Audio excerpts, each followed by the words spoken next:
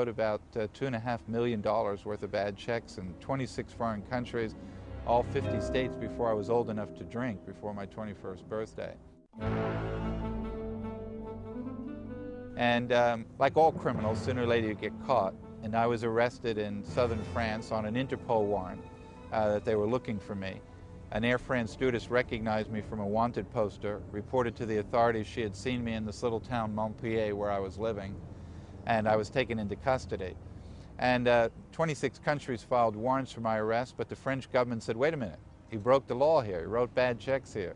So before we give him to anybody else, he obviously has to be punished for what he did here. So I was convicted in a French court, sent to French prison. When my sentence was over, I was extradited to Sweden, convicted in a Swedish court, sent to Swedish prison. And when that sentence was over, I was returned to the United States, where I was charged with interstate transportation of fraudulent checks. And a federal judge sentenced me to 12 years in federal prison. Served about 4 years in a federal prison outside of Washington, D.C. When I was 26, the government decided to parole me on 2 conditions. One, that I go to Houston, Texas, where I'd never been before, which is unusual as you're paroled back normally to where you're from.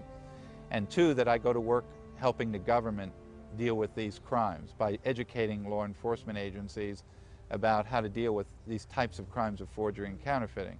And I've done that for 25 years. I still work today with the FBI, still teach at the FBI Academy, but of course over those 25 years I've built up my own consulting business. I've developed technology today that's found on just about every driver's license, car title, birth certificate, passport, currency around the world. 25 years ago I met my wife, got married. That changed my life a lot, but then my wife and I had children, and that changed my life completely. Today, I'm the father of 3 sons. I just think that he was the victim of his own innocence, his own coming of age, and the privileges of youth. I really believe that Frank was very strongly and negatively affected by the divorce of his mother and father.